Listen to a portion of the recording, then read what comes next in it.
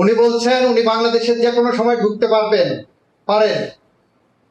উনি 3 তারিখ দিচ্ছেন ডিসেম্বর, ভালো কথা, কিন্তু আপনার মৃত্যুদণ্ডের আপিলের ডিলে কন্ডোনেশনের জন্য আপনি এইগুলো খণ্ডাবেন কিভাবে, সেইবার সেটা একটু চিন্তা করেন না।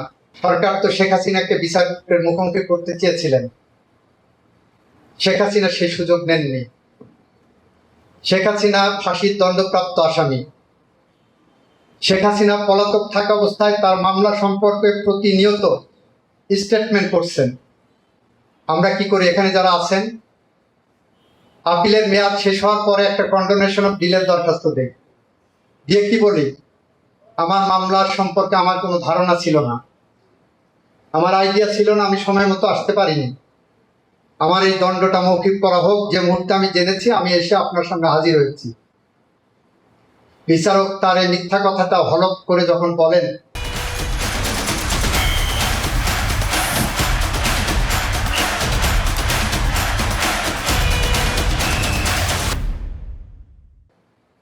তখন বিশ্বাস করে ডিলে কন্ডন করে তার বিচার আপিলটা নিষ্পত্তি করার দিকে যান। শেখ হাসিনা প্রতিদিন প্রমাণ করছেন ওনার মামলা সম্পর্কে উনি সম্পূর্ণ ওয়াকিবহাল। ওনার যে সাজা হয়েছে তার আপিলের একটা নির্ধারিত মেয়াদ আছে, সেই মেয়াদ পার হওয়ার পরে উনি ডিলে কন্ডোনেশনের জন্য কি গ্রাউন্ড নেবেন আমি বুঝতে পারতেছি না, আমার মাথায় ঢুকছে না। কারণ উনি বলছেন উনি বাংলাদেশের থেকে যাননি, উনি বাংলাদেশে এখনো প্রধানমন্ত্রী। উনি বলছেন উনি বাংলাদেশের যে কোনো সময় ঢুকতে পারেন।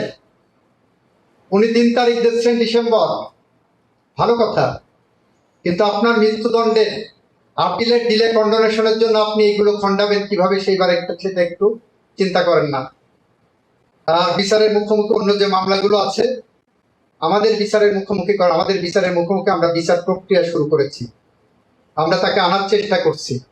এই বিচারকে ডিফেন্ড করা, নিরপরাধ প্রমাণ করা, নির্দোষ প্রমাণ করা একটা অব্লিগেশন তারও রয়ে গেছে আদালতের সামনে এসে। আমরা অপেক্ষায় আছি, উনি আসবেন, ওনাকে নিশ্চয়ই আইনি কাঠামোর মধ্যে যেভাবে আইনসঙ্গতভাবে তার ন্যায় বিচার নিশ্চিত করা যায় আমরা সেটাই করব। আপনারা লক্ষ্য করেছেন আমরা প্রতিহিংসার রাজনীতি করি না।